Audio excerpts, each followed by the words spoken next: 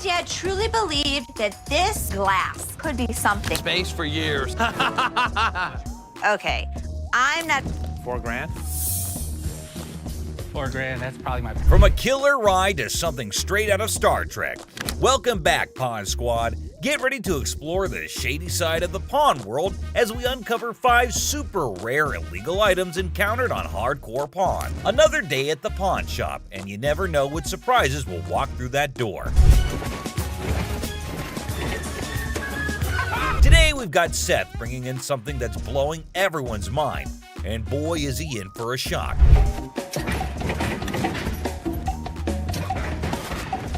Our friend Penny rolls in with a rare 83 T-top Cutlass, lowrider frames, and a fully customized beauty.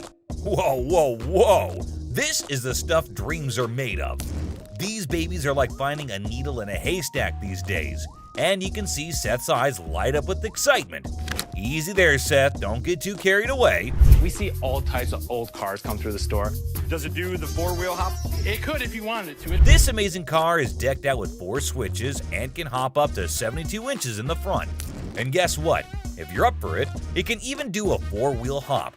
Talk about a versatile ride. If you wanted it to, it's equipped to. But it's very rare we see a tricked out car that actually jumps off the ground. This car is the real deal, folks. It's got all the bells and whistles you could imagine. How often do you come across a fully equipped ride like this? Seth can't help but admit that it's incredibly rare to see a car that's not only fully customized, but can also jump off the ground. He can't resist showing off, telling us about the car's 4 hydraulic pumps and a whopping 14 deep cycle batteries. More batteries mean more power, right? Seth and his buddy can't resist the temptation to hop in and experience it firsthand. And let me tell you, they are having a blast.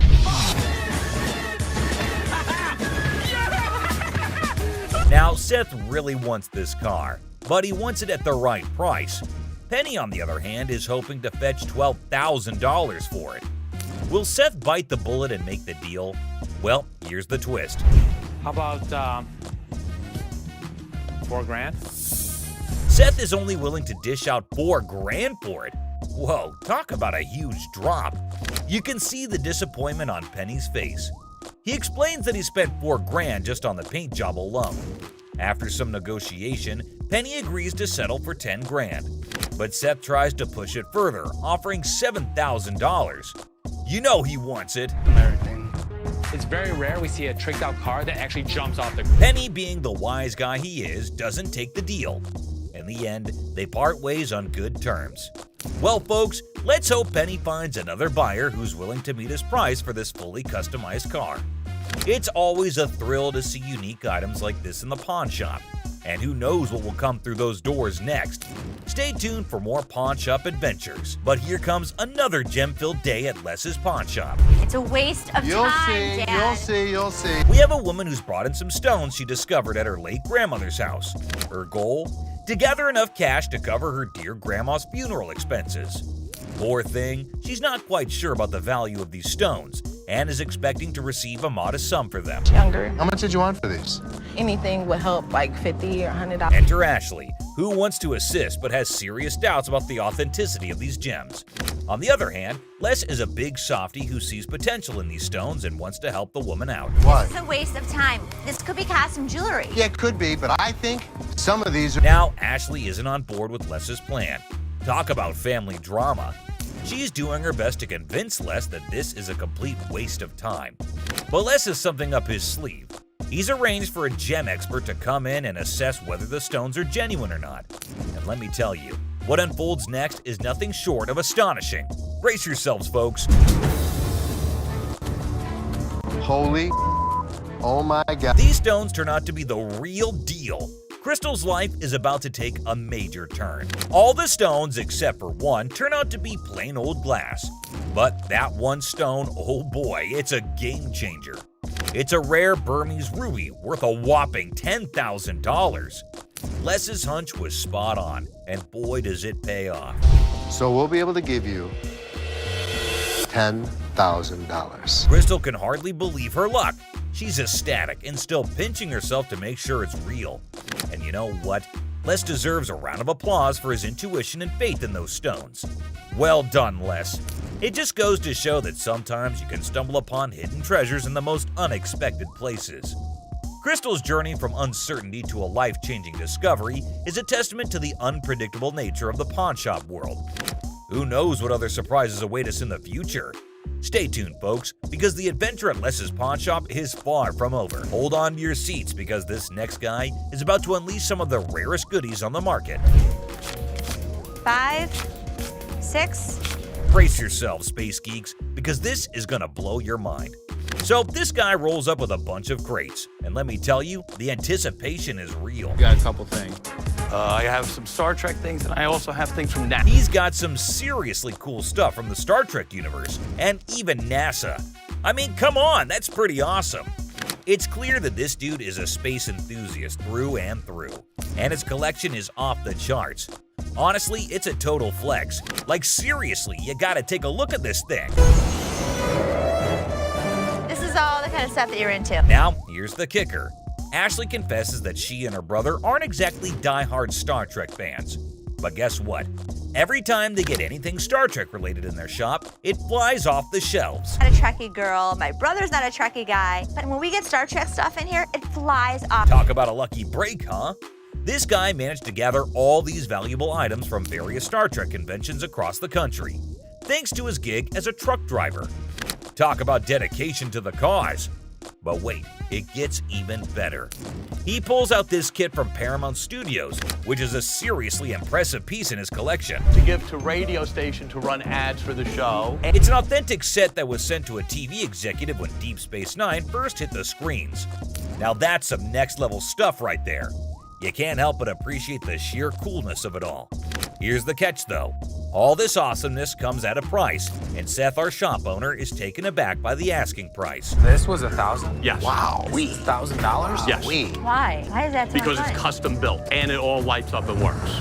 The guy wants a whopping $1,200 for everything, unless ever the savvy negotiator tries to bring it down to $700. It seems like a stalemate, but fear not, because Ashley steps in with her clever thinking.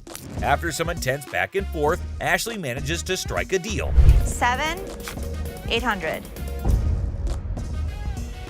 She works her magic and secures all these incredible items for just $800. Can you believe it? Talk about a happy ending. Everyone walks away satisfied. The customer gets a fair price, and our shop owners have some killer new additions to their inventory. Who knew that a truck driver with a passion for Star Trek could bring so much excitement to our little shop? It just goes to show you never know what surprises are waiting around the corner. I kid you not. This next guy just pulled up with a true gem. Checker taxi cab. I don't know about the original miles. Meter still. Can you even fathom it? It's none other than a 1982 checkered cab. Whoa, now that's what I call antique. Take a gander at this beauty.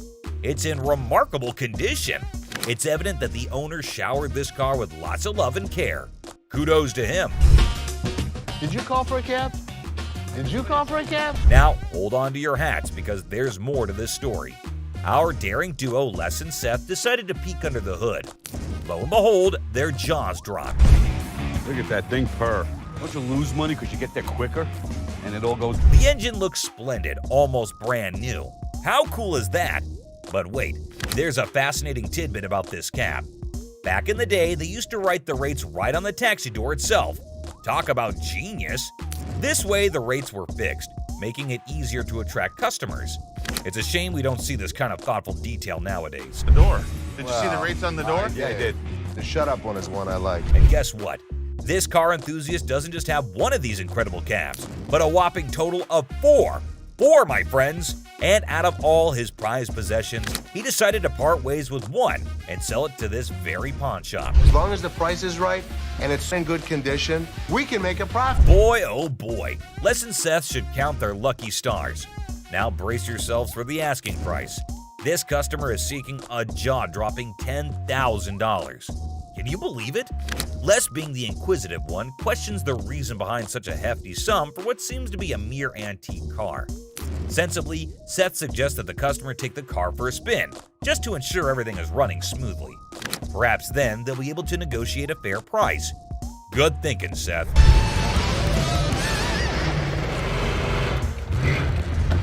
Les, ever the insightful one, recognizes that this is not just any ordinary car. It's a masterpiece, a truly unique item. Plus, considering its excellent condition, they can actually turn a profit from it. However, much to their disappointment, the customer refuses to budge below $8,500. Sadly, no deal can be made today. Nonetheless, Les wishes him luck, and we join him in hoping that the right buyer comes along for this exceptional ride. Fingers crossed, this next guy brought in something, and you won't believe what it is.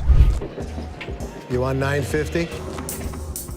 This guy walked in all eager to sell something big, and boy did he deliver. When he unveiled the item, everyone's jaws hit the floor. Well, I hear you guys buy silver. We do. That's the Silver Surfer. I'm talking about a life-size Silver Surfer from the Fantastic Four. Can you believe it? This thing is massive and made entirely of silver. It's a sight to behold. Now, let me fill you in on the backstory. This customer explains that this Silver Surfer was actually a display piece for the movie Fantastic Four: Rise of the Silver Surfer. They made a total of 1,500 of these bad boys. Can you imagine? But here's the kicker. Is it actually silver? This is literally just a regular mannequin and plywood. The customer reveals that this is just a regular mannequin covered in a vacuum metal plastic wrap. He actually got it from a movie theater where he used to advertise. And get this, he owns his own comic book store. I advertise that, and I own a comic book store. I said, And that's how he managed to convince the set designer to let him take it home. And the next day, it was proudly displayed in his shop for the next 5 years. Talk about a cool collector's item. Now hold on to your seats, because things are about to get interesting. This guy is asking for a whopping $2,000 for the Silver Surfer. And let me tell you, he seems pretty darn adamant about it. Like, take a look at this. I want $2,000 for it. Why? Ashley, always the one to ask the tough questions, wonders why it's priced so high. The customer confidently explains that outline. It's actually valued at $3,000, and he wants a fair price for it. Oh, and here's a fun fact for you. The Silver Surfer was actually voted one of the top 50 most recognizable comic book heroes in America. Pretty cool, huh? Ashley, being the shrewd businesswoman she is, gives the customer a reality check. She offers him a lesser amount for it, stating that it's the best she can do. But the customer stands his ground and refuses to go below $1,000. That's quite a gap to bridge. Willing to buy this from you for $500. But then in comes Seth, our resident genius manipulator. What he does next and how he convinces the customer will truly shock you.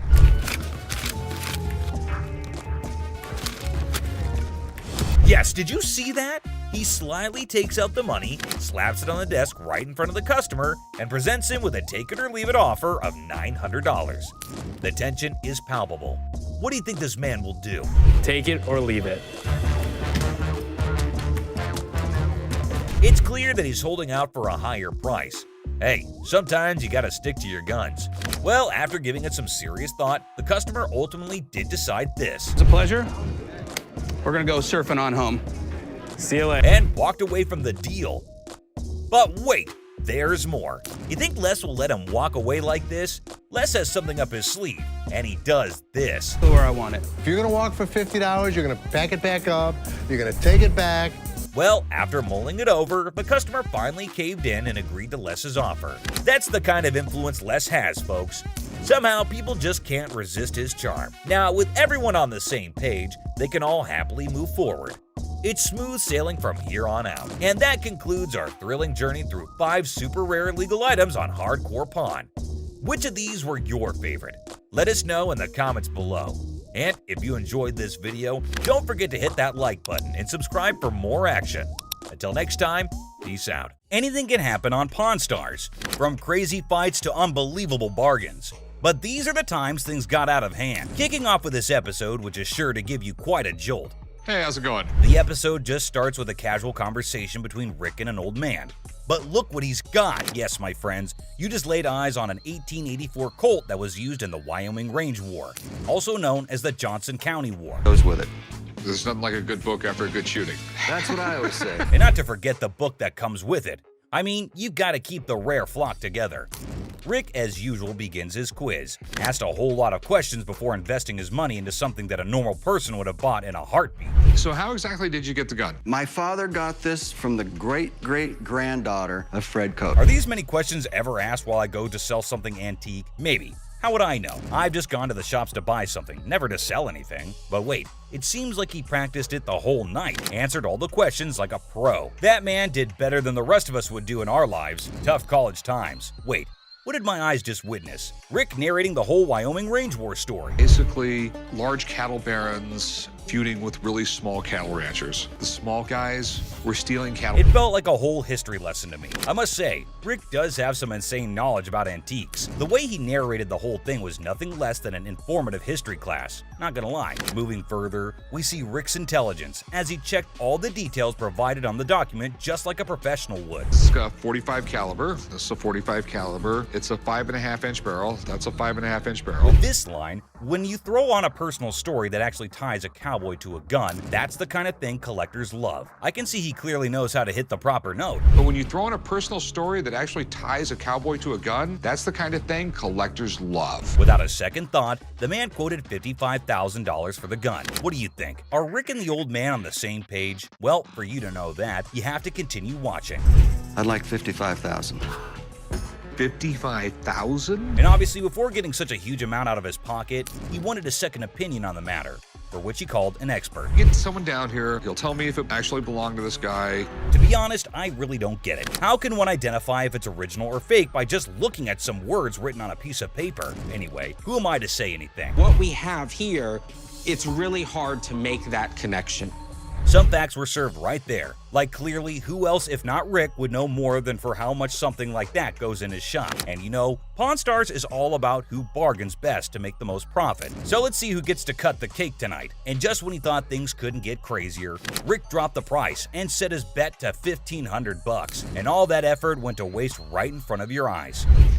Yeah, I'm just not gonna be able to do that. I think maybe I'll see if I can maybe get some more provenance. That was pretty obvious. No one would want to sell an antique for this measly amount of money. Definitely not a very profitable deal. And with that deal went flying Rick out of Rick's hands. But in this next episode, this person walks in with a really interesting gun. But how interesting? You're about to find out. Yeah, it's like something James Bond would wear. Yeah, right. You just saw that, huh? But that's not out of a James Bond movie. That thing is as real as it gets. What can I help you with? I'm here to sell my ring pistol today. Well, you know how a gun never stays in the shop for long, be it whatever shape or size. But this thing is something I've never seen or even heard of before. Have you ever seen a pistol ring? Boy, you're looking at it right now. This is something definitely worthy of adding to the antique collection list. Come on, you have to agree with me. Everything about this pistol ring is antique, from loading it to the trigger to its hammer. This thing is a killer. Literally. You know what? If I ever went undercover on a mission, I would definitely carry this cute little devil. James Bond, we just found your vibe. And I know Rick would agree with me too. Yeah, that man seems very particular about the price he's going to ask for that dangerous ring. I'm looking to get $9,000. I'll use it to buy some of the things I collect more often. I personally would wear that ring everywhere. It's an all-in-one combo, kind of a hidden treasure who can double up like your personal bodyguard. It's unreal how cool this thing is. But hey, did Rick just contradict me? Wear them just for fashion. Damn. Rick has got a good sense of humor, not gonna lie. Seriously, getting hit by that mini pistol ring would definitely hurt your ego hard, man. It's also seriously a gun. I mean, it would really hurt getting shot with this thing. And oh, I kid you not when I say that the man clearly did his homework right. He literally asked for $9 grand in the blink of an eye. I mean, that piece truly is a showstopper. But that expensive? Damn. A $9 grand. They're pretty rare. So what happened is that the deal took an intense turn, and Rick, being the smartest in this show, had to prove it. So before finalizing the deal, he wanted a bit of expert advice. I mean, that's always better than regretting later, right? So let's see what the expert had to say about this antique pistol ring. The European gunsmiths, they were making all kinds of little weird things. This is the Imperial Protector. Basically, looks like this tiny mean machine has taken down quite a few people in the past. So it must cost a bomb. But let's hear it from the expert himself. For $11,500. Okay. Thanks, Tony. I really appreciate it. Whoa, I never expected that. $11.5K? That's crazy. And just look at the size of that thing. that thing is golden for sure. But as you know, Rick plays by his own rules, and I'm curious to know what he has to offer. I'll give you $3,000 for it. No, can't do it. Okay, so Rick is trying to settle the deal for $3,000. But bro, that's like not even half the price the seller asked. Do you think the man will accept the offer? For someone who knew a great deal about the pistol ring, I don't think this man is gonna budge. But Rick wasn't ready to give up or give in as yet. So do you think they'd both settle on the same grounds? Who do you think is gonna win this round? Well, let me put your anxiety to rest, for here comes the moment you're waiting for. As amazing as this thing is, I'm sorry, I just can't do it. And just like that, Rick missed the chance and saw the extraordinary collector's pride walk right out of his door. But what happened in this next episode is even crazier. Working with an instrument maker and got really interested with the harmonica. You know how music instruments can be great collectibles. In which case, what do you think about an ancient instrument that has an emotional connection to it? Does it help double up the price? Well, I don't know about you, but I have never seen a shining gold M. Hohner harmonica. We've all played a harmonica once in our lives. Right, we have. And we thought we were good at it. So for those of you who don't know who Matthias Hohner is, here's a quick history lesson for you. Hohner was a trained watchmaker born in Germany, and his company Math Hohner AG is the oldest and largest producer of harmonicas in the world. If you want to know more about this masterpiece, here's Rick for you. So apparently the watchmaker was so blown away by the piece that this is what happened. So he saw the writing on the wall, but he was also working with an instrument maker and got really interested with the harmonica. Rick's knowledge never fails to amaze me. There's no question that he is a master of his job, and his trade skills are even better. But is this going to be a jackpot or a lost cause? Before Rick states his price, he found a problem with the musical piece. We get in the ballpark. Okay, all right. It's plastic, and it's not in the greatest shape. I don't know, it's not too bad a shape. The cardboard's coming off. Oh no, that's going to majorly affect the price of this beautiful piece right here. So while the seller was holding on to a grand $500, what Rick pitched was unbelievable. Here's $75 for it. $75? Wow. I would feel humiliated if I was that harmonica right now. I mean, come on, man, it's not that bad. But what can I say? Rick knows better. And the seller wasn't ready to back up, and even had a genuine reason for it. $1 to fill my truck up with gas right now. I can't take 75. I find the man reasonable. The least you can do is compensate his gas. But as you know, there are no emotions involved in business. Rick's not taken aback by anything, and sticks with his price, but he failed to grab the deal. I think he wouldn't mind much though, because the harmonica was plastic, and it was also peeling off in some places. So sadly, the seller needed to go back home with the broken instrument, and he couldn't even make enough money for gas anyway. Next up, we got this interesting thing that you'd never expect at a pawn shop. The guy just pulled in the parking lot with a boat he wants to sell. So Chum and I... Yes, it's a freaking boat! What you're looking at is a 1958 Sea Flight Glastron, and this is no common sight, y'all. Rick and Chum came to take a look at the huge and fascinating boat, and it looks like they already like what they're looking at. 57 Chevy, didn't they? Sure did. Is it a convertible? And how could something start without Chumley's irrelevant questions, right?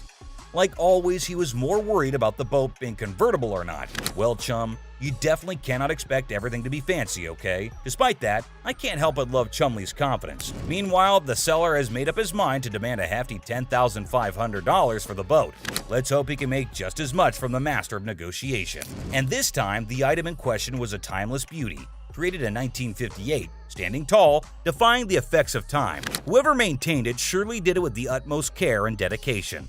Great work right there, but I think someone is already getting busy coming up with the numbers. It looks just like the 57 Chevy I got for the old man's birthday. It's definitely tempting because Rick's already deciding how he was going to pitch this look-alike a 57 Chevy. this Glastron boat is awesome, but boats are tough to sell, so it has to be a home. Like he already said, boats are money pits. I mean, nobody would want to keep this huge boat in their homes as an antique. Quite rare, as the word suggests itself. But this seller is definitely giving Rick tough competition. With all that USP knowledge he was throwing about, he came in here ready to face the pawnbroking world. Do you know why? Because it was a little 17-foot boat. No, because it was fiberglass. No more wood boats. Wood boats were moving out. But what happened next was totally unexpected. 10-5. In an unexpected turn, the owner of the boat bravely revealed a startling price tag: $10,500. Wow, that's crazy. What do you think Rick is gonna do?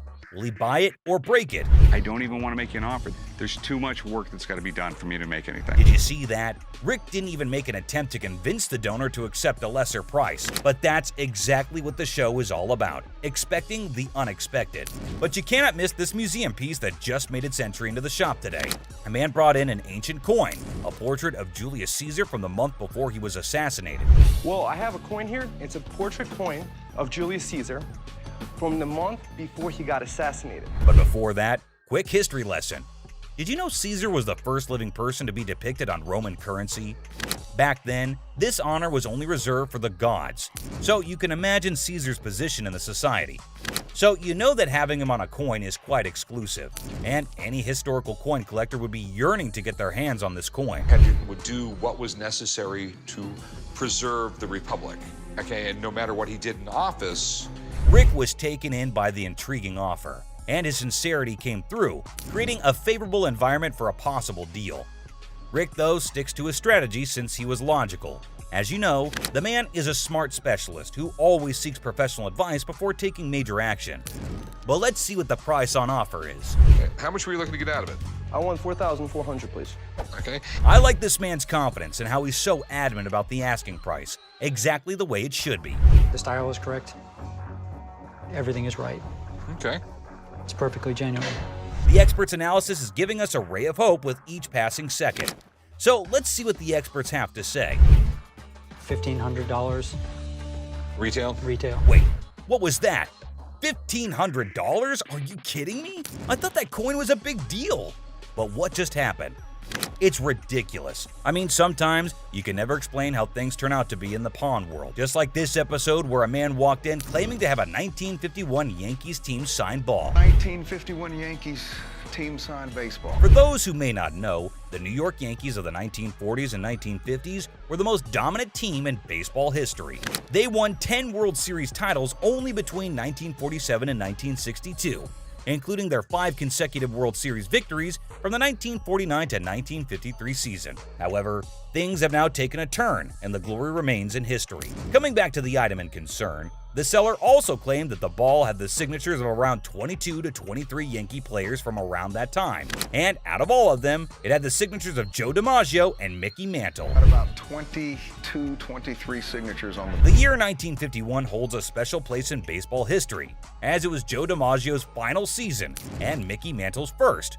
Also, Yankees won their 14th World Series that year. Buckle up, because this episode is sure to amaze you. My grandfather went to a game in 1951 with my mother and received The seller said that it was his grandfather who managed to get this iconic baseball. According to him, his grandfather went to a game in 1951 with his mother and received the autographs from a friend of his that was involved with the team. Well, sounds fair enough to me. Baseball doesn't really mean a lot to me.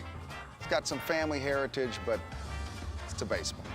I wonder why so many people want to sell something that has an emotional connection with them. But the seller's reason behind selling such an iconic ball seems pretty fair to me. This would be perfect for the company softball game. Chumley, I'm fixing to hit you. Charlie was trying to play the fool, but Benjamin remained unaffected, steadfastly focused on the business at hand. Benjamin saw nothing but the business and got right back into it. I don't trust this guy.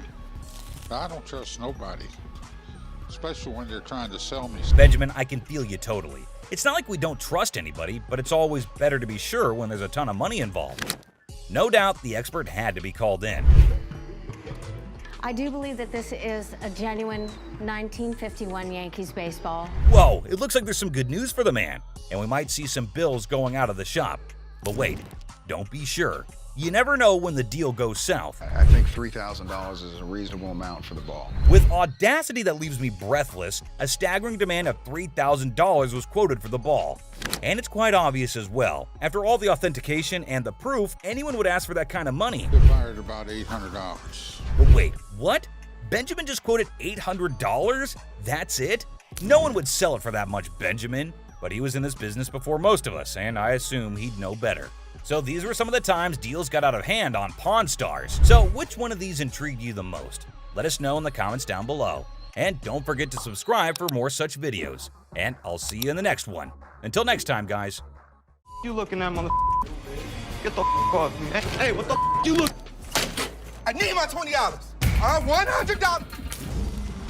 No, Mama, calm down. From crazy intense fights to mind-blowing brawls. Without further ado, let's jump into some wild action in today's list of the best fights on Hardcore Pawn. You won't believe how much this customer did when he couldn't take in the truth. Get the out of here, man. Get the out of here. Why are you standing behind me? It's a bright and sunny day at the pawn shop, but hold on to your hats because we're in for a wild ride. This cool and laid-back Albanian dude strolls in with a bunch of ancient comic books. When I say cool, I mean it. Like, look at this. Les. Ganti, how you doing? What's your name? Ganti. Genty? Yeah. Where are you from? He's got dollar signs in his eyes, thinking they're worth a fortune. But is he in for a surprise or what? Les and Ashley, the shop owners, give them their usual warm welcome. The customer proudly showcases his prize comics, claiming they're from the groovy 70s and in mint condition. He's even bold enough to demand a whopping $2,000 for the lot. What? They are shocked. How much did you want for him? I was looking around 2,000, man. $2,000. But our savvy Ashley ain't falling for it. She spots the bent corners and unimpressive preservation, grilling the customer about their sorry state. Poor fella, he's speechless. Didn't see that coming, did he? These, do you see the edges? That's just one of them. Come on. No, actually, that's all. Ashley cuts straight to the chase and offers a jaw-dropping $5 for the entire stack. Yep, you heard it right. A gigantic drop from his lofty $2,000 expectation. Naturally, our customer isn't happy with the lowball and tries to haggle. But kudos to Ashley and Les. They hold their ground, eventually nudging the price up to a massive $6. Come on, you guys just work with me a little bit. Give me something, you know what I mean? 6? And that's when things go from zero to chaos. Our previously calm customer suddenly loses it, accusing the shop of playing mind games. Leslie tries to calm him down, reassuring him they're not joking around. But no, he won't take their word for it. He insists on verifying the authenticity of the comics, and Ashley's response takes him to new levels of shock. From the 1970s. So am I. I don't go for you. Oh boy, buckle up, because it's all downhill from here. The customer starts swearing up a storm, slamming the table like a man possessed. He's convinced he's being duped, and boy is he fuming. Like you're playing me right now, because I know this is worth way more than $6. The situation gets so out of hand that a burly bodyguard has to step in and escort him out. But wait, there's more. Right before leaving, he pulls a move that really ticks off another customer. Talk about adding fuel to the fire. Get the off me. Hey, what the you look? Come here. Next thing you know, we're witnessing an impromptu street brawl right inside the shop. These two customers throw punches like they're in a heavyweight championship match. And let me tell you, it's a hilarious sight to behold. Come on, fuck me. You little bitch. Eventually, the bodyguards swoop in like superheroes and drag both fighters out. Man, talk about a show. After the dust settles, our Albanian friend tries to save face with a final quip. I'm Albanian, baby. Well, my friend, you've certainly lived up to that fiery reputation of yours. What a roller coaster of a pawn shop experience, folks. Next up, just another regular day at the pawn shop. People coming and going. Some happy, some not so much. $100. Oh, bro. Hold on. Let me prove my point. Now here's a guy who walks in hoping to get a loan of $100 for his gold chain. And you know what? The receptionist happily agrees. Loan approved, right? How much would you like? $100. Okay. I can do the $100. Well, hold your horses, because this is where things go haywire. This customer seems all polite and even hands over his ID for verification. But then he brings up this 20% business, as it's written on the sign right there. The receptionist is completely lost, and the customer starts explaining how he should get 20% added to the $100 loan, making it $120. Put my 20%, right? What 20%, sir? The sign right here say I get 20%. But the poor receptionist has no clue what he's talking about. Politeness goes out the window, folks. The man's anger instantly flares up when he realizes the receptionist is clueless. He asks her if she's ever seen the sign in her life, and boy does he point it out right in front of the shop.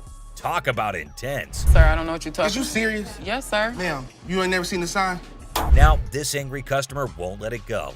His voice keeps getting louder, drawing everyone's attention in the shop. Supposed to get 20%. You seriously gonna give me 100? I get 20% of 100. We see as the bodyguard's on alert, and even Seth, the boss, steps out of his office to see what the commotion is all about. The man keeps angrily repeating that he's supposed to get that 20% with $100.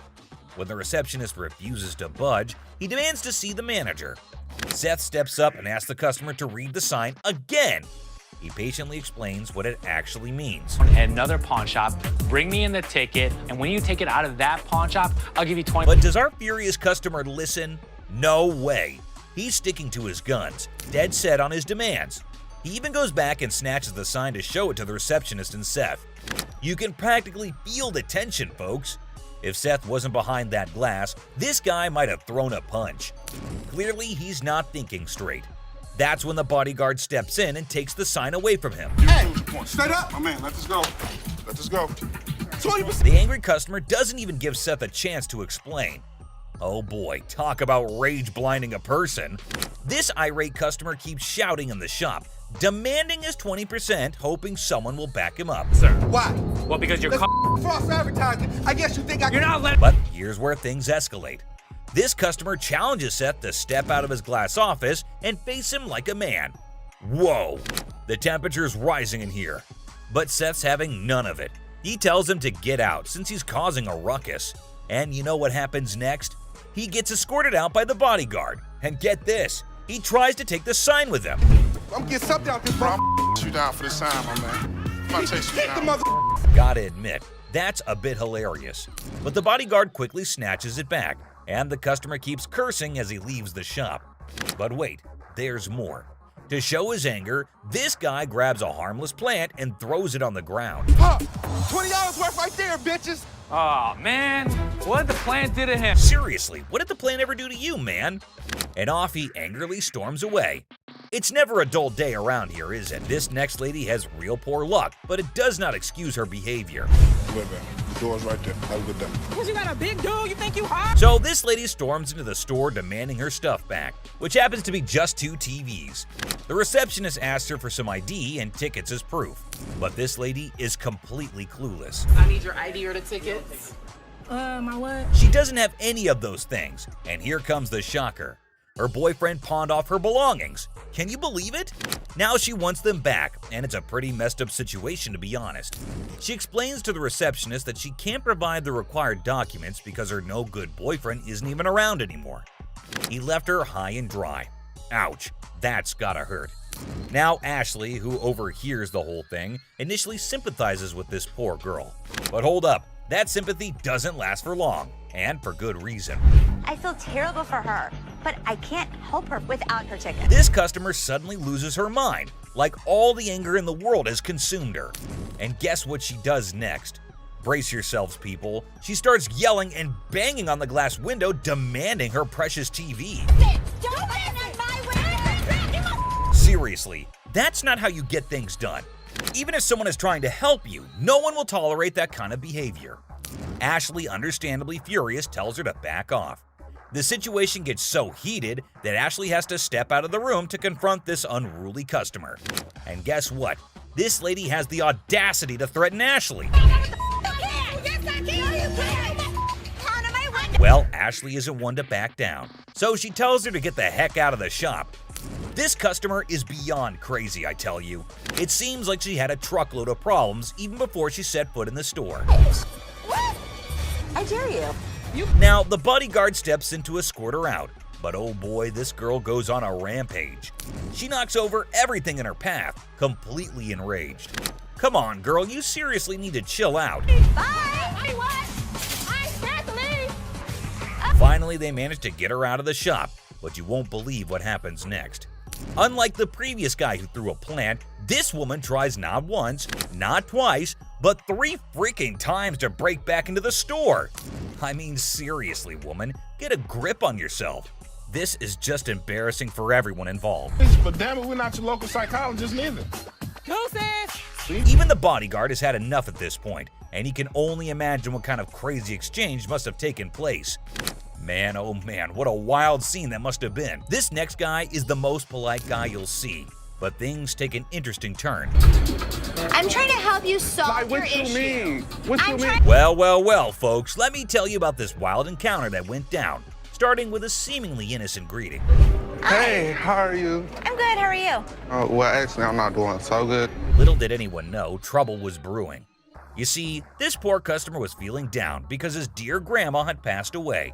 He needed to sell something urgently to scrape together enough cash to cover his rent. Now that's a tough spot to be in, right? Enter Ashley, a real gem of a person. She genuinely empathized with this guy and offered a helping hand. So the dude decides to sell his late grandma's ring, thinking it's made of real gold and worth a fortune. Ashley, being the responsible gal she is, takes a good look at the ring to verify its authenticity. And guess what? It's not the real deal, folks. It's as fake as a knockoff Rolex. Okay. Do you have anything? Naturally, Ashley breaks the news to the guy and asks if he's got anything else to pawn instead. But this fella, he ain't buying it. He's convinced that Ashley's got it all wrong, and he wasted his precious time chatting with her. Well, hold your horses, buddy. Ashley calmly reassures him that his time wasn't wasted and suggested he could pawn his TV instead. But oh boy, this suggestion hit a nerve. He starts acting all weird and uncooperative, throwing a tantrum. TV. You can pawn your TV. What the I look like? Now, here's where things get intense. Ashley's just trying her darn best to help this guy out, but he's not having it. He demands his ring back and starts searching for someone else to deal with. I'm trying to do whatever I can to help him. It's not making no sense. And when Ashley tries to explain that she's simply doing her job to lend a hand, it's like a switch flip inside this guy's head. He goes ballistic, questioning Ashley's every move and acting all erratic. It's honestly a bit scary, folks. Believe it or not, this fella has the audacity to tell Ashley to lower her voice, even though he's the one causing all the ruckus. Talk about pushing boundaries. He even has the nerve to put his hand on her face trying to belittle her. And get this, he's not even listening. Lower your voice. Don't Lower your tell voice. me Lower what to your do. voice. Don't Lower push your your- voice. He's busy with his threats, making Ashley's job even harder. But our girl Ashley, bless her heart, stands her ground like a champ. But wait for it, folks. Here comes the jaw-dropping twist. Out of nowhere, a hero emerges. My face. Lower your Don't voice. put your You got finger me. in my face. You got me. Bam! This mysterious stranger slams our angry customer to the ground WWE style. Can you believe it? And that's not all, folks. This hero then grabs the unruly fella and drags him out of the place. Because guess what? The dude still won't quit. On the ground. On the ground. On the ground, mother. He keeps up with his nonsense, making threats and vowing to return for more. Seriously, what on earth did Ashley ever do to deserve this kind of treatment? It's downright mind-boggling, folks. Well, the last person on this list is no less than any other irrational person than earlier.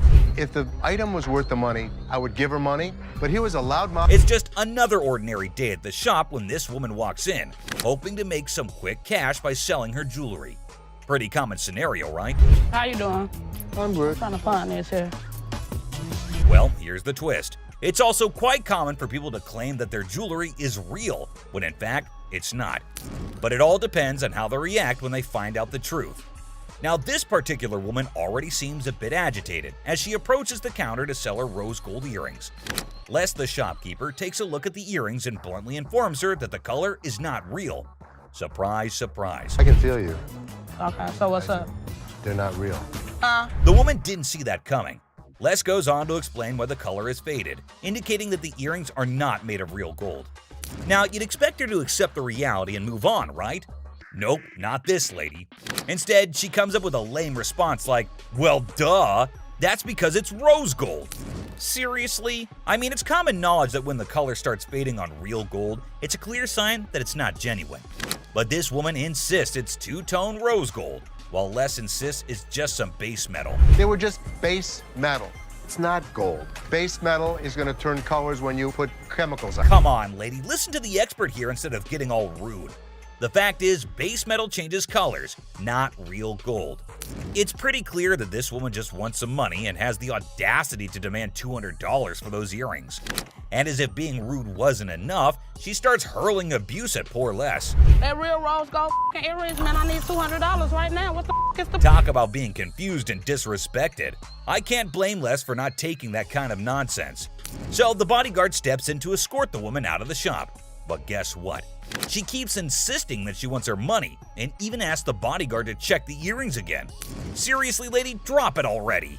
Here's the funny part, and you'll never guess what Les did next. Yeah. You want me to wrap these up? Yes, he did that. I mean, why bother with someone who refuses to listen, right? Eventually, the woman is escorted out by Les and the bodyguard. But she doesn't give up that easily.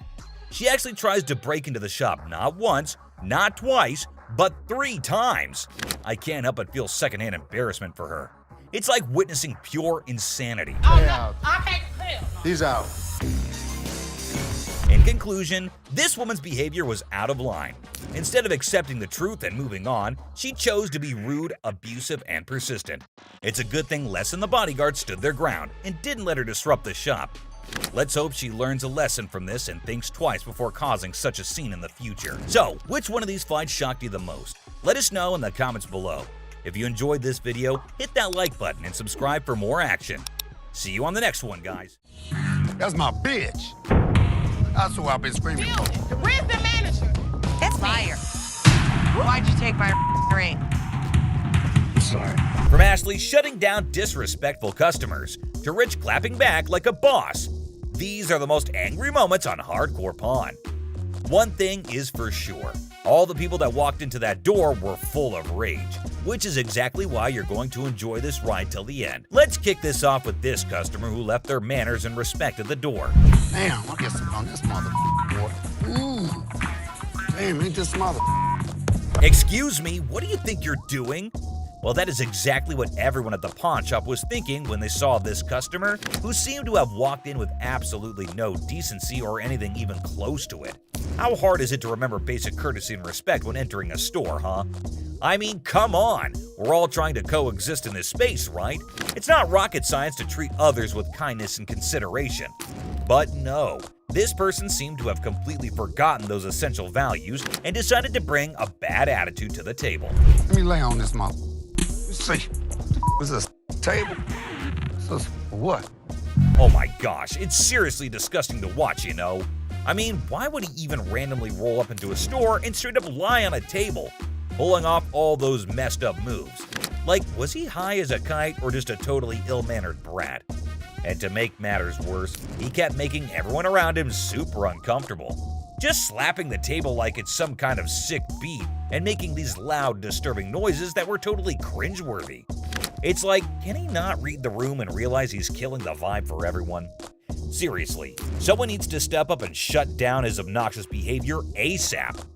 The store staff or management better handle this situation and restore some peace, because no one should have to endure that level of disturbance. We all just want to chill and enjoy our shopping without being subjected to this hot mess. But the audacity of this dude just kept escalating. It's like he was on a mission to make Ashley's life a living nightmare. First, he forgot all manners and respect, and now he was taking it to a whole new level of creepiness. I mean, just take a look at this. Ashley, man, that's my girl. Yeah, I want Ashley, man. Continuously shouting for Ashley and proclaiming that he wants her, referring to her as my girl, is beyond unsettling. It's like this person has completely crossed the boundaries of appropriate behavior and entered the realm of obsession. Ashley must be feeling incredibly uncomfortable and disturbed by this individual's persistence and inappropriate actions. Nobody should have to endure such harassment, especially in a public setting like a store. It's a complete violation of personal space and boundaries. A bitch. That's who I've been screaming for. Come here. This is a sex table, baby, right? Get your ass. Whoa, hold up. I totally get your frustration and desire to take action in the face of such disrespectful behavior. It's infuriating to witness someone treating Ashley that way and continuously pushing her boundaries. Ashley repeatedly asked him to get off the bed. It's clear that she was trying to assert her boundaries and maintain a sense of order. However, he was being a total jerk to her. And seriously, to keep arguing and even resorting to calling her baby despite having a big hunk bodyguard right in front of him? That's just plain bold, if not downright foolish. It's like this person has zero respect for authority or understanding of consequences. But seriously, the audacity of this man to respond with such disgraceful and degrading statements. You let me, I'll be slapping that ass. Wow, That's beyond disrespectful. It's downright disgusting. Nobody should ever be subjected to such objectifying and offensive language. His remark reflects a complete lack of understanding of consent, respect, and basic human decency.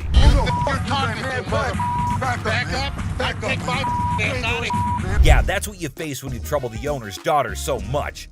I'm sure they didn't hit him right away, only because it was being recorded.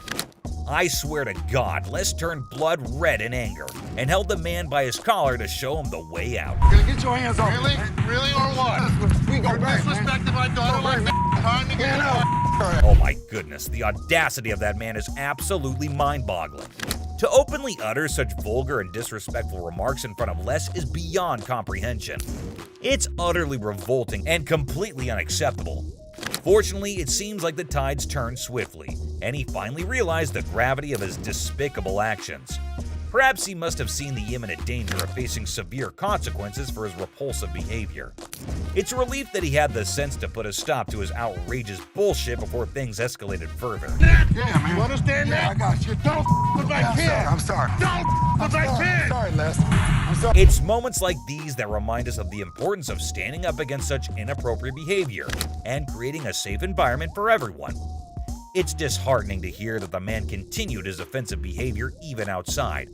It's truly a testament to Les's maturity and strength of character that he chose to turn his back on him.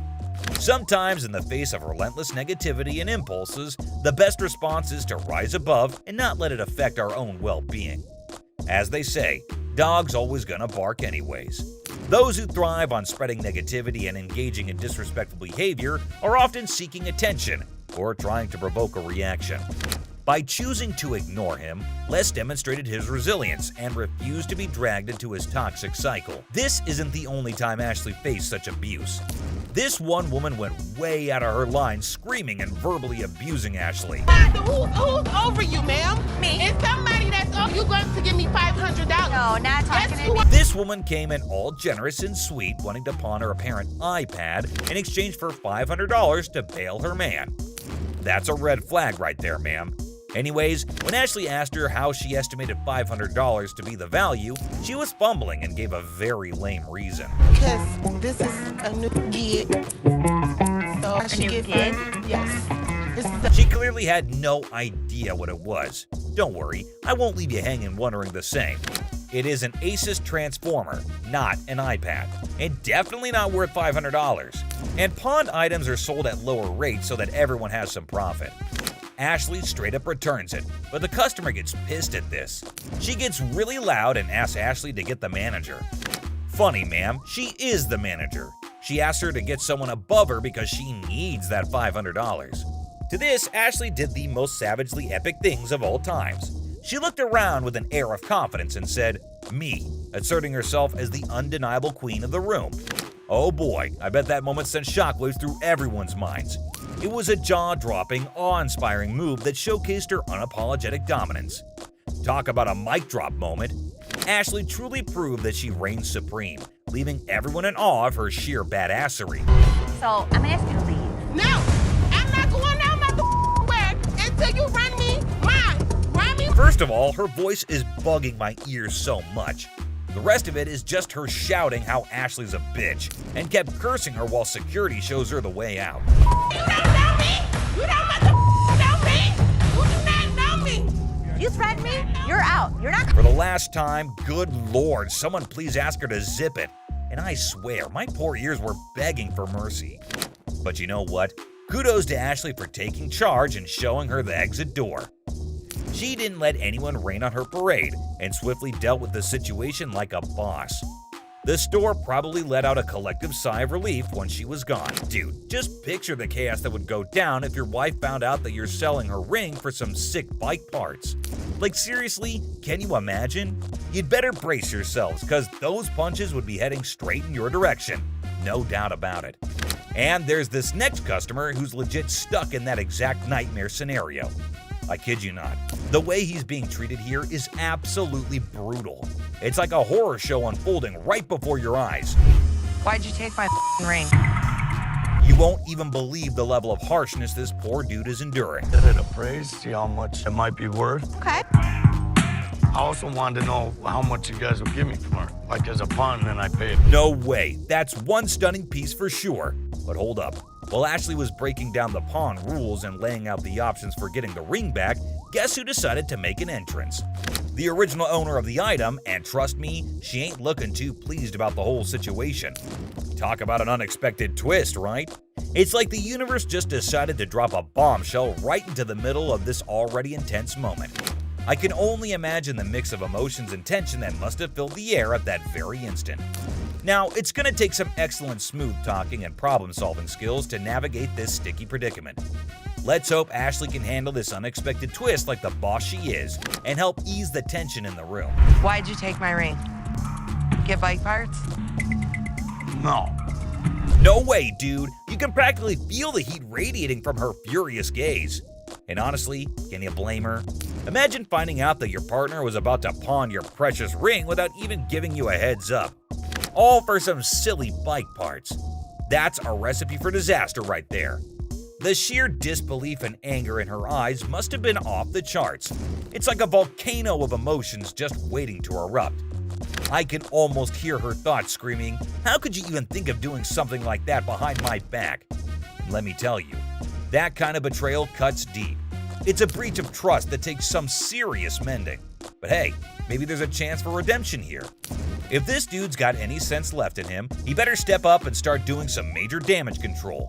But man, it's gonna be a long and bumpy road to recovery. In the meantime, hang tight, my friend, because this roller coaster ride is far from over. Boom! Punches him, and I am dumped. No doubt about it, that punch was a real knockout. And honestly, he had it coming. It was beyond immature and disrespectful for him to even think about pawning her ring without her consent. Talk about a major breach of trust and a surefire way to ignite a firestorm of frustration. But let me tell you, the way she unleashed those two punches, it was like a burst of pent-up anger and frustration exploding in the air. You could practically feel the intensity of her emotions in every swing. She wasn't holding anything back, that's for sure. I can only imagine how fed up she must have been. Sometimes emotions can manifest themselves in unexpected ways, and in this case, it was through a powerful punch. The woman asked Ashley to give her the ring back, and she asked for it quite furiously. Just give them the ring. All right. Thanks. Okay, hold up. Let's get the facts straight here. What Ashley did wasn't some mean girl behavior, alright? She was just trying to get some clarity, you know? She wanted the dude who brought in the item to speak up, but damn, he was in no position to do that at the moment. We can't really blame Ashley for wanting answers. She was just trying to figure out what the heck was going on. It's all about seeking the truth and making sense of the situation. But God forbid the lady was in no mood to talk. She just wanted to drag her man across the store and beat him up later at home. But hey, who knows? With some good communication and a bit of luck, maybe they can find a way to sort things out and make everyone at least somewhat happy. After all, in situations like these, finding a win-win solution is the ultimate goal. Well, he kinda deserves it. I hope he makes better decisions in the future. But Ashley is not the only one who had to deal with some crazy customers. Phone work. It's a simple question. Does this Picture this guy, all dressed up in his baggy clothes, trying to act all smart and cool. Classic, right? So he's claiming that he bought an iPhone from the store like 2 to 3 days ago. But now the camera isn't working and he's seriously ticked off about it. All he wants is a replacement phone. Simple as that. But hold up a sec. Did he bother to bring the receipt? That's the million-dollar question right there. Because you know, without that little piece of paper, it's gonna be a bit tricky to sort things out. I mean, come on, it's like buying a ticket to a concert and then trying to get in without showing it. No can do, my dude. Receipts are like the golden ticket when it comes to returns and replacements. They're proof that you actually bought the item legit and can claim your rights if something goes wrong. Now, assuming he actually did bring the receipt, then it shouldn't be a major issue to get him sorted out. The store can check the purchase details, verify the warranty, and see what can be done about that faulty camera situation. It's all about following the proper procedure and making sure everything is legit. I ain't got it with me. I ain't bring it. So you're telling me you knew you had to get the phone exchanged and forgot the receipt? But Rich says they don't even sell iPhones for $200. So obviously my man over here is a scammer. Rich was very clear that he could look into it, but he needs the receipt. And he kept denying. Yet, Rich asked him who showed him the phone so that he could double check. He randomly calls up one guy, and obviously the guy denies, saying they had iPhones on sale 2 to 3 weeks back, and the customer claims that he got it 2 to 3 days back. But obviously, the man didn't like the fact that he is getting caught, and you wouldn't believe what he said to Rich. Mohawk, shut the hell up. My Mohawk doesn't talk. It clearly does. Clearly it Along doesn't. with that goatee, Now, too. the goatee does. Like seriously, this dude went way overboard. First, he rolls up in here with a fake item that was never even sold to him in the first place. What's up with that, right? And then he has the audacity to start talking back to Rich like he's the boss or something. Come on, man. Rich ain't just gonna sit there and let this guy run his mouth without firing back. It's all about standing up for yourself and not taking any BS from anyone. Rich had every right to clap back and put this dude in his place. I mean, it's crazy how some people think they can just waltz in and cause a scene without any consequences. But nah, that's not how it works here. Okay, did that one work? Pull the things up over your ears a little because you that clearly one can't. No way, dude. Even while Big Joe was escorting him out, this guy had the nerve to keep shouting at Rich, trying to prove his point. Talk about audacity on another level. I mean, seriously, when you're already in a situation where you're being shown the door, you'd think common sense would kick in, and you just leave quietly. But no, not this guy. He just couldn't resist the urge to keep arguing and making a scene. It's like he thought he could still somehow win the argument or get his way by raising his voice. But let's be real here. Shouting isn't gonna magically make your point more valid. It's all about having a civilized conversation and respecting the boundaries. But man, I can only imagine the frustration and annoyance Rich must have felt having to bear all that unnecessary noise. Send me a picture of the receipt from your phone. Damn, my man Rich definitely got that one stitch on his head for a long, long time. That was a pretty savage and badass man. I mean, you have to be like that in this job, or else people would just walk all over you. Alright fam, that's a wrap on the angry moments on Hardcore Pawn Saga. Which of these do you think were the worst? Let us know in the comments down below. And don't forget to leave a like and subscribe if you haven't already. Until next time, stay cool. Peace out, y'all. Jack, get the out of here. Yeah, I know you like. Gonna get your hands off. Really? Really? I'm your mama. You don't talk to me like that. I don't give a don't what you gonna be out in public. I don't. You know what? I never liked you. I literally From the outrageously rude to the downright disrespectful, these are the worst possible customers to have graced the show ever. Let's start off with this customer who ended up like this. You got me. No, she ain't by herself. She ain't by herself, my man. No, I call me. I'm sure you're curious about what happened, so let's not waste any time and jump right into it. So this customer walks into the pawn shop looking visibly upset. As usual, Ashley greets him and asks how he's doing. Turns out he's not doing well at all. Here's the reason why. I'm not doing so good. No? My grandma just passed. I'm sorry. I was like, It's really sad to hear about it. Now, he brings along a ring that belonged to his grandmother. He wants to pawn this ring because he plans to retrieve it once he earns enough money. How sweet, right?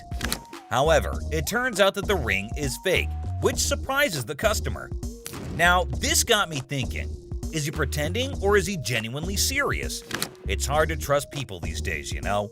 But Ashley comes up with a solution to help him out by pawning his television. Can you guess what his response was? what the I look like pawning my TV? He starts getting rude with Ashley, which escalates into a heated argument. Then he demands his ring back, and not only that, he insists on being helped by another employee because he's annoyed with Ashley. And guess what happens next? Put your finger in my face. Don't put your finger in. Yep, that's how he ended up there. Crazy, isn't it? This customer's behavior became even more disrespectful. Just to prove that Ashley was completely wrong and useless. That's when, as you saw, the big guy steps in and knocks him down. But he continues to yell and curse at her.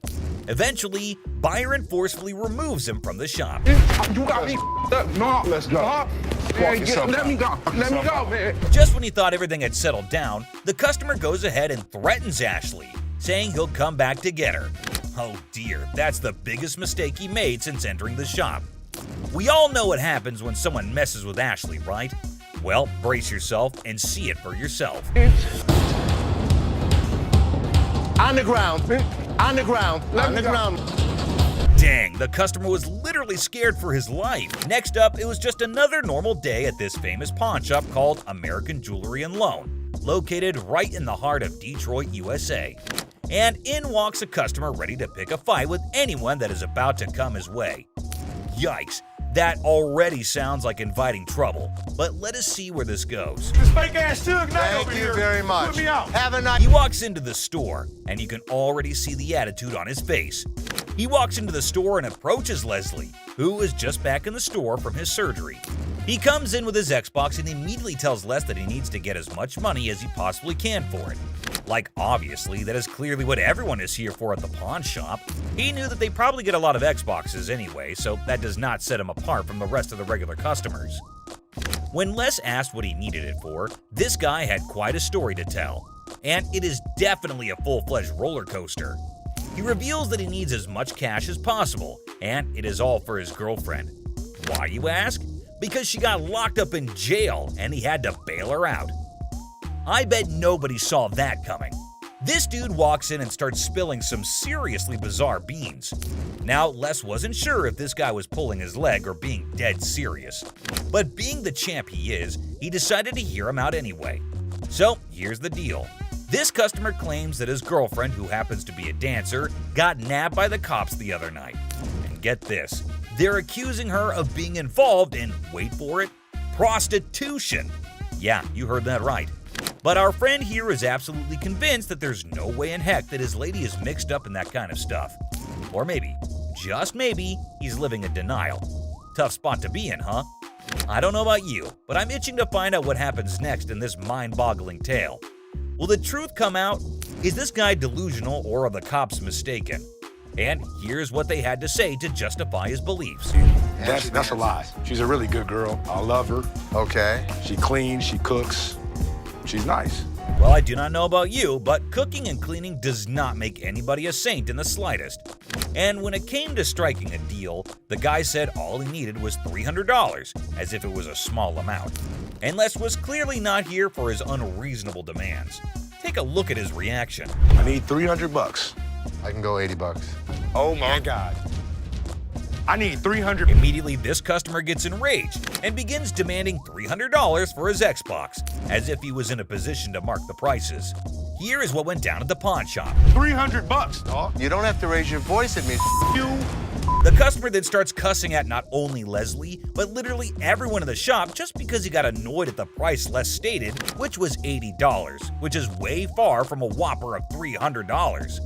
He even put his finger on Leslie's face, and that is when he knew it was time for this guy to leave. And he did not make it easy or go away quietly. Take a look at what went down. Thank you very much. Don't get this fake ass Suge Knight over here. Thank you very much. Put me out. Have a nice. Well, at least they wished him a good day. Moving on to the next. You talking to? Alright folks, let me set the scene for you. We got Sharonda and her son Deontay strolling into the pawn shop on a mission to get some bling bling for a special occasion. You see, it's Sharonda's birthday, and she's all about treating herself to some classic, fabulous jewelry. She's pumped, she's excited, she's ready to sparkle. But hold up, here comes Deontay acting like he couldn't care less. This kid's got an attitude and thinks he knows it all. He's annoying both his mom and Seth, the helpful employee trying to assist Sharonda in finding that perfect piece. Can you believe it? Talk about a party pooper. A pair of earrings catches her eyes, and she takes a look at it and asks for the price, to which Seth replies, $500. Except her son was in total shock over the price. Take a look at his reaction. That's a lot. That wouldn't even cost that much at a regular jewelry store. Well, that's okay. I like No, it. we're not a regular jewelry store. It's actually cheaper than you'd get it anywhere else. Seth was clearly annoyed at this boy's remarks because obviously he knew what he was doing, and his comments were not helping with the purchase. He kept saying that it would be cheaper at a regular jewelry store, when in fact, it was way cheaper here at the pawn store. Clearly, he did not understand the concept of it. Seth asked the guy where he usually went shopping, and when he said the mall, he asked the guy if that is where he got his earrings from. And get this, he paid $500 for it. So if he can buy earrings for that much money, why can't his own mother? Alright guys, brace yourselves for the next chapter in Sharonda's jewelry adventure. So she's browsing through the sparkling goodies and finds another piece that catches her eye. This time, it's a real beauty. But guess what? It comes with a price tag of a whopping $800. And let me tell you, Deontay's reaction? Yeah, it did not go over well. Not one bit. You gotta see this, folks. The tension in the air is thicker than molasses as Sharonda reveals her newfound treasure to her son. The look on his face says it all. Let's just say he wasn't exactly thrilled about the price tag. Things are getting real interesting now. Take a look. 800. Listen, you need to shut up before I knock you for real.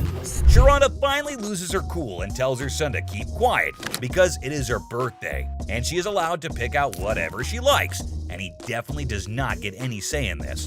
Seth comes to her defense too and tells the son that it's her birthday and her money, so she gets to make her choice. And then things take a turn for the worse when the son finds this out. So you spent $500 on those earrings? Yeah. They're CZ's. Watch your mouth. But that's bull. How the hell he's gonna tell me that? Look. Oh boy, things are about to hit the fan. Picture this, our buddy here, he's all excited about his new earrings, only to discover that they're as fake as a $3 bill. And let me tell you, he is not a happy camper. The anger starts bubbling up inside him, and guess who bears the brunt of his frustration? Poor Seth, the pawn shop employee, gets hit with some seriously rude behavior. But hold up, Sharonda ain't having any of that nonsense. She's not about to tolerate her son's terrible attitude. So I don't know who the you think you talking to, boo-boo, but you got me up. That's bull. You don't talk to me like that. All right. She even goes to take her slippers off to hit him. But by then, everyone in the store starts to stare at them, and it does not go well. Ow! She was hot. Who the is you talking to? Who the is you talking to, boo? She quite literally chased him out of the store, and that is what you get if you make your mom angry on her birthday, I guess. It's time to dive into this next customer named Michael, a regular at the pawn store who comes in with all kinds of things and tries to make them believe that it's something fancy and expensive, except it never ever is. Oh, what is it? As soon as he walks in, Ashley says it's this guy again, which just shows us he comes in every other day trying to dupe them. You would hope by now he has realized that it is of no use trying to dupe them into taking his stuff. Hold up, guys, we've got some serious history brewing here. Turns out one of the employees spills the tea and reveals that there's some major bad blood between these two. You see, there was this one incident where the employee refused to buy Michael's stuff, and ever since then, whenever Michael walks into the store, he can't help but unleash a storm of snarky comments and rude behavior towards the poor employee. But here's the thing, folks, that employee was just doing their job. It's a classic case of drama and tension in the workplace. Buckle up, because we're about to witness the clash of these two titans in the crazy world of hardcore pawn. This time, Michael approached Ashley and tells her that he has a mink coat for her. She immediately asked him if he had brought it in before, and he said he had not, but it was obvious to everyone except Michael that she did not buy a word he was saying. She was even more confused because it was the middle of summer, and he had just brought in a fluffy, thick jacket. And when she asked him if he had looked outside lately, this is what he had to say. Have you taken a look outside recently? Oh, it's cold out there. Her face definitely says it all. Just to see if he was being for real, she asked him how he knew it was mink, and to that, he had the most ridiculous response. He said he just knew by touching it lightly. Ashley, however, immediately recognized it was not mink. She told him it was silver fox, and not even close to mink, so maybe he does not know it by just touching and looking. He even smells the coat and says that is mink for sure. When Ashley and the other employee take a closer look at it, they realize that the coat is actually ripped, and when they asked him about it, he had quite the answer prepared. Take a look. I was walking up here. Who knows? Laugh. Man, laugh louder if you're gonna smile. That was for sure not a normal reaction. The employee tells him that every time he comes in, it's something new, and almost all the time, it is useless junk. Michael did not react well to being accused of this, though, because he went off on the employee. What'd you say? Okay, You know okay, you cannot. You know what? You know what? I never liked you. The whole shop notices his angry rants, and very quickly the bouncers come to take him away before he causes any more of a ruckus than he already had. Ashley and the other employees both go outside to see what he's saying, and Ashley even asked him why he was being so rude to the employee when he had clearly done nothing wrong here. Every time I walk in and out, all I hear is, man, who's that bald ass? Get the out of here. Well, you're gonna make your way in a way. You're not gonna do it. He will. After all his visits to the store, he definitely had this coming his way. And finally, down to the #1 worst customer. This customer was being disrespectful and disgusting at the store, and someone finally put him in place. Whew. You understand that? I got you. Don't with my kid. I'm sorry, man. You don't with my kid. He walks in and notices a table and immediately just announces to no one in particular that somebody needed to come to help him out with it. That's really not a nice way to ask. Jeez. Take a look at how he was behaving. Let me lay on this mother. You see, was a sex table? So for what? He was being very crude, and Ashley notices his presence there very quickly, especially considering how loud he was being. He again keeps shouting for someone to come help him, and then, you won't believe this, but he asks for Ashley in person and says she is his girl. Take a look at what he was saying, or rather shouting. Ashley, man, that's my girl. Yeah, I want Ashley, man. Oh boy, get a load of this, guys. Ashley was absolutely disgusted by what was going down. Turns out this dude we're talking about is a regular at the store, and he's always spewing disrespectful comments left and right. But here's the twist. Most of those nasty remarks are aimed right at Ashley herself. Can you believe it? But wait, there's more. This time, he's taking his craziness to a whole new level, and Ashley's never seen him act this bonkers before. He asks her what the table cost, and when she tries to reply, he says something completely horrible that caught everyone's attention. What you want for this table, girl? Get your ass over here and shut up. The moment she spots this guy on the table, she's like, "Yo, get off, dude." But he's not having it. He keeps telling her to shut up or get lost. That's when the bouncers step in, swooping in like superheroes to have her back in a flash. But here's the kicker, my friends. Even after all that, he still won't quit with the rudeness. He's talking down to her like he owns her or something. And let me tell you, she's beyond upset. She's furious at the way she's being treated just because she's a woman. Take a look at what he's doing in the store. No. No, you be Josh. quiet. Look, come this way, baby. Who do you Come think here, you sexy. are to talk to me like Bro, that? if he let me, I'll be slapping. Yo, hold up, people. Leslie catches wind of all the chaos and rushes in to see what the heck is going down. And let me tell you, he's in for a major surprise. When he hears just how incredibly rude this guy is being, he straight up loses it. It's time for a full-on showdown. And let me tell you, this customer is in for a world of hurt. I mean, seriously, who would even try to mess with Leslie, especially in his own store? It's about to go down, my friends. Over how Look, I ain't even looking at this mother. Do you think you're talking to, mother? Back up. Leslie has reached his boiling point. He simply couldn't tolerate how this disrespectful dude was treating his own daughter anymore. Enough was enough, and he was ready to put a stop to this nonsense once and for all. Brace yourselves, because things are about to get real intense real fast. Without hesitation, he grabs the guy by the neck and firmly tells him to get the heck out of the store. And let me tell you, it's not gonna end peacefully. And that's a wrap, folks. We hope you enjoyed diving into the world of Hardcore Pawn and witnessing some of the absolute worst customers that have graced the shop.